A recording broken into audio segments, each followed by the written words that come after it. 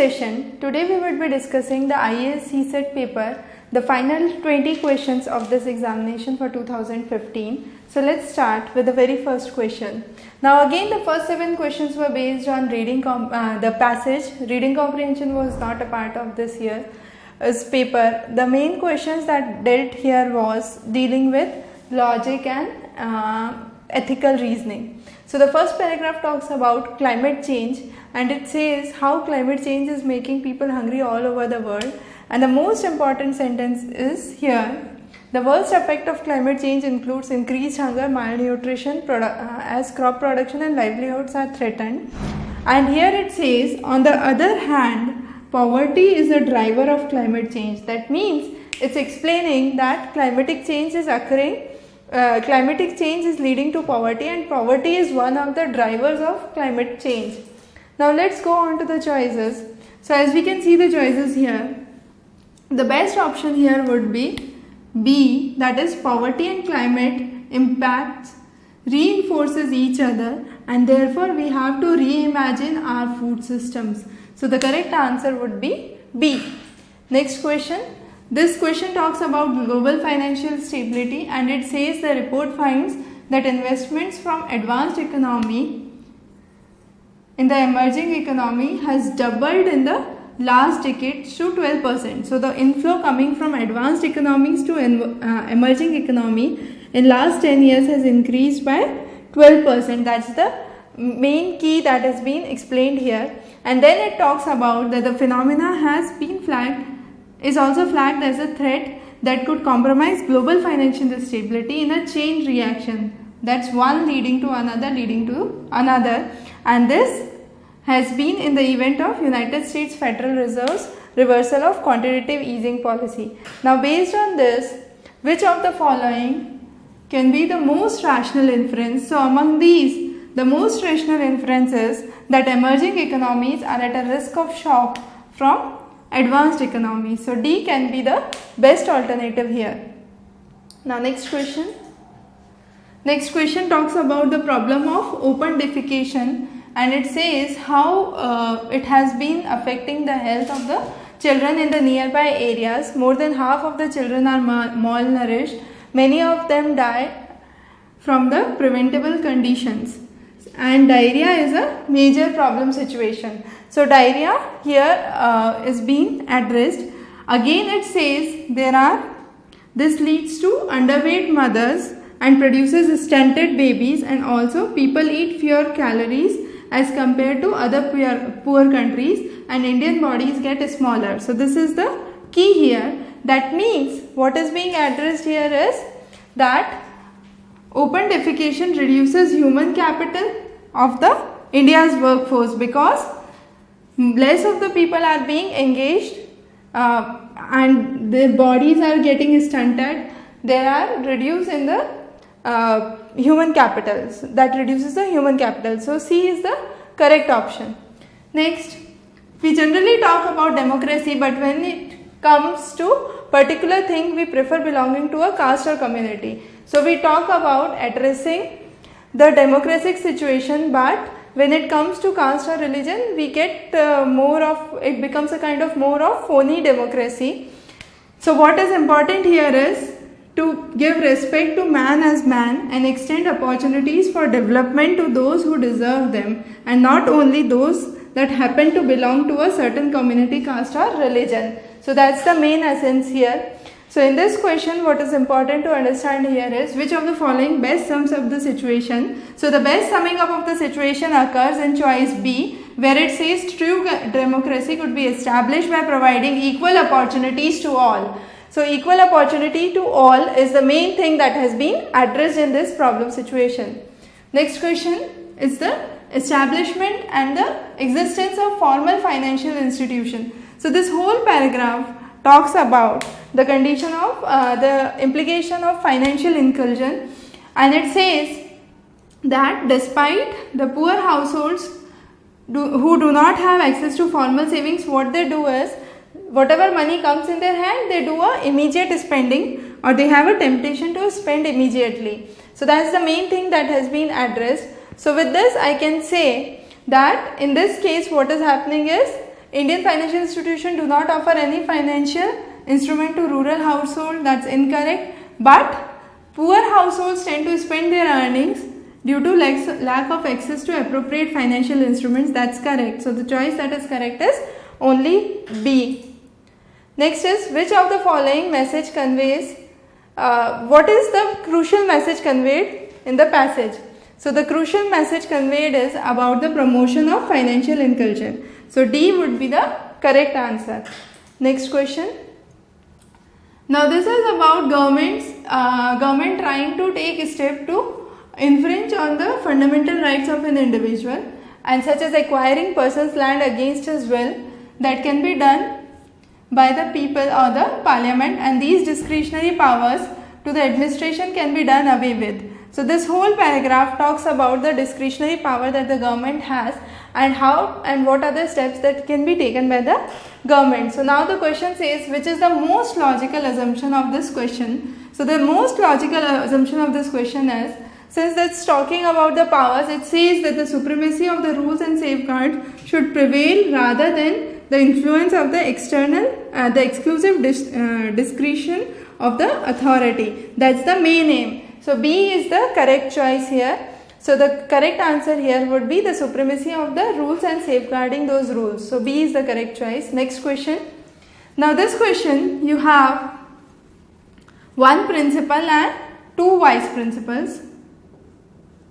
Okay. Now what is the thing that you can do here is, you are asked to choose, 2 can be appointed for the post of principal and 6 can be taken for the post of vice principal, and you have to select 2 vice principals. So what is happening here? So if I select one principal here, how many people remain? 5 candidates. So I can say it would be a 5C2 combination. So it would be factorial 5 divided by 2 factorial and 3 factorial. So when I try to solve this, multiplied by 2, which comes for the principal here. So if I try to solve it, I can say it would be 2 into 5 into 4 into 3 into 2 into 1 divided by 2 into 1 into 3 into 2 into 1. If I solve this, I get 2 2s are 4, 4 2s are 4 into 5, that's 20. So the correct answer here would be 20. So the possible number of combinations that the person can select is 20. So the answer would be D, that is none of the above. Now next question. You have 5 subjects. So let's say I have 5 subjects. I have commerce, economics, statistics, mathematics 1 and mathematics 2. Now you have to opt for 2 subjects. Those who are offering getting mathematics 2 can get only mathematics 1. So there can be one such case. Now mathematics 1 you have to choose one more case. So how many cases can be formed? That's 4. So 4 items remain, and those 4 can be, this mathematics can have 3 more combinations. Okay, and then what can be the combinations for this? This can have, this is already going with mathematics 1 in one case, so it has 2 other options, and for E it has a single option of going with C. So what can be a combination? It can be 1 plus 3 for him, 2 for him and 1 for him. So the total number of possible combinations here can be 7. So the correct answer here would be 7. Next question. You have 5 pairs of black socks and X pairs of brown socks. You have to find out how many pairs of brown socks are there. So consider pair of brown socks quantity as X. The price of black socks is 3 times the price of brown socks. So price of black, let's assume it to be 3. Price of brown would be 1. Now in the first case, what would be the original quantity? It would be 5 into 3.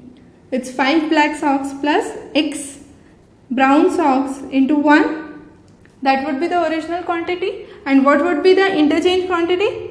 Now this 3 would go there, so it would be 5 into 1 plus 3x, and this is the interchanged bill, and the this interchanged bill is double the original bill. So it becomes 30 plus 2x is equal to 5 plus 3x.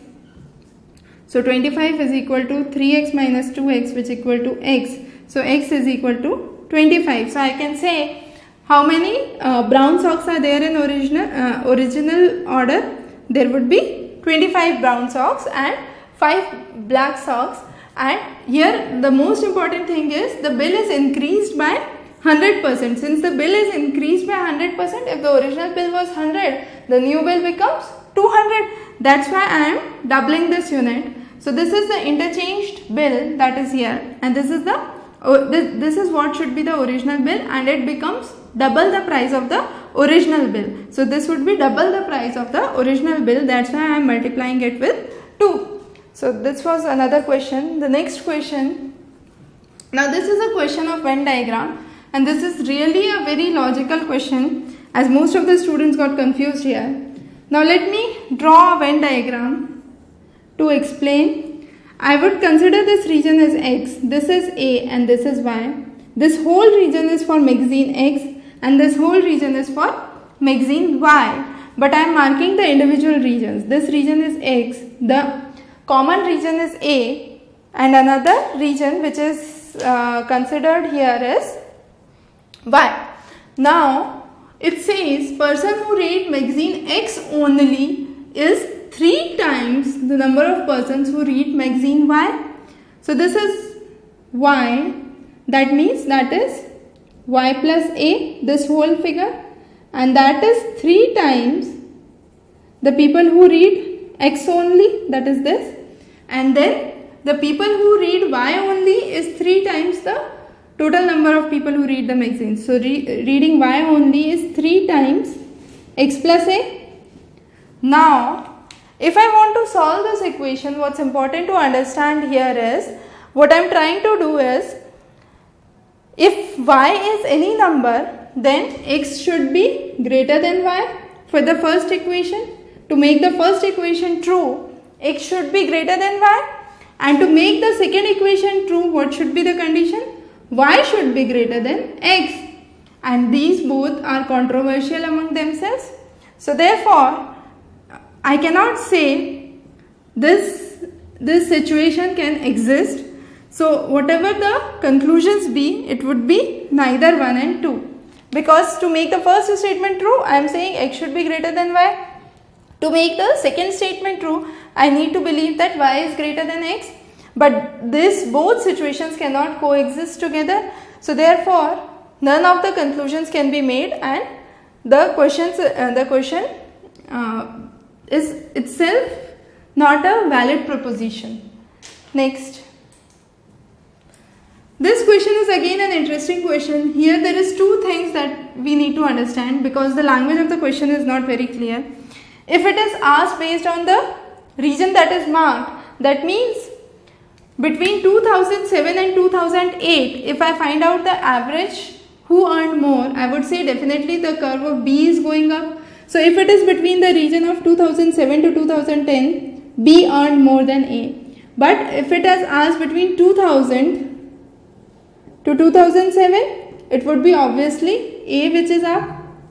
But if it is asked between 2000 to 2010, the complete region, then how can we find out? In this region B was up. So this region is of the region B. I can say this is the earning of B and this is the earning of A. Now if I take the area of 2, I can say area of A is greater than area of B. So if I take the complete period from 2000 to 2010, I can say the average earning of A is more than B, because the area under the curve for A is higher than area under the curve for B. So therefore if it is asked for the complete period, it would be A greater than B. So the average A, on an average A earned more than B during this period would be the correct option. Now next question, there are 2 pipes filling the tank independently in 20 minutes and 30 minutes. That means how much the tank would be filled in 1 minute? It would be 1 by 20, and for the second case it would be 1 by 30. So how much time it will take to fill the tank in 1 minute? It would be 1 by 20 plus 1 by 30. And it asks how much time they would take to fill the tank completely. So in 1 minute it will fill this much. So how much it would fill in?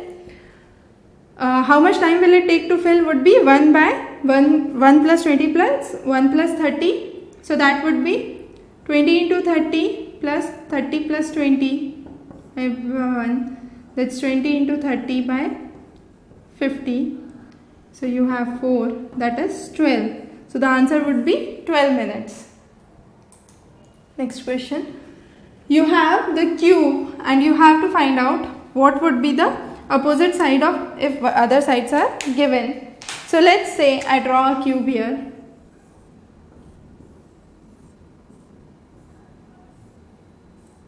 Okay. Consider this as the front, this square as the front and that square as the back end. Y, O and B are adjacent. So I would mark Y on the top, B and O towards the front side. Okay.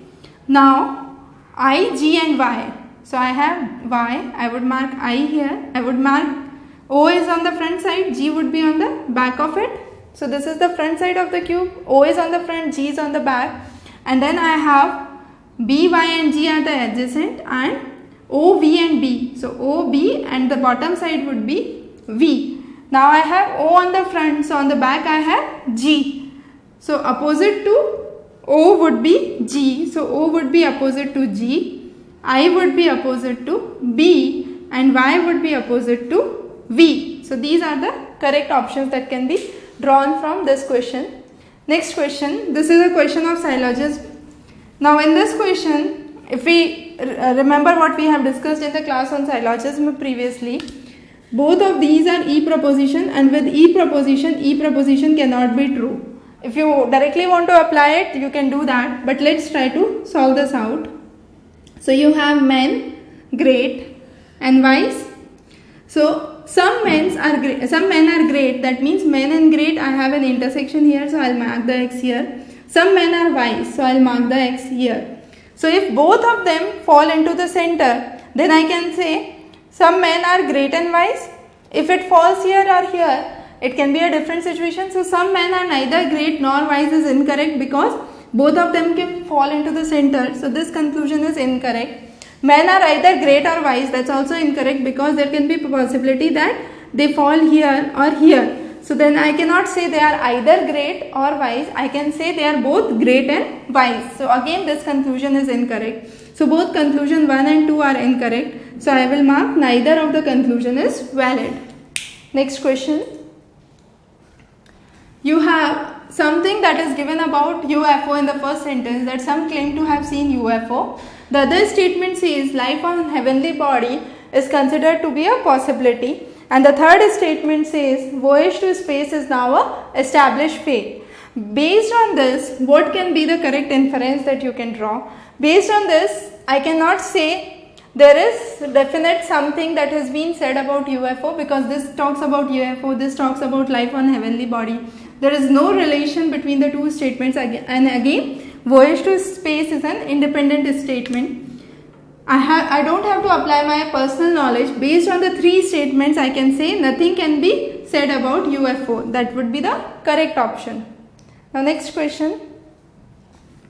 This is again a very interesting question. So let's consider A, B and C and I am multiplying it with D, E, E and D.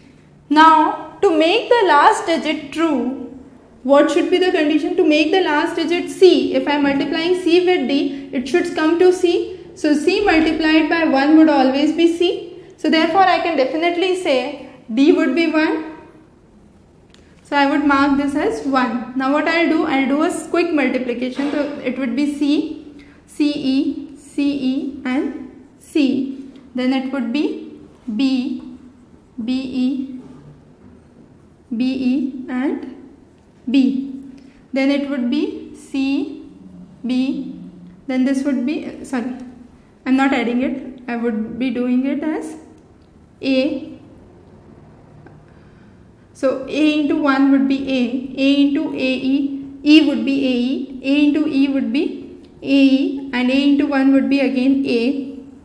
Now I have C here, I have A here, and what I want is A, B, C, A, B, and again C. So if I want B here, this value should be 0. So B plus 0 would give me B.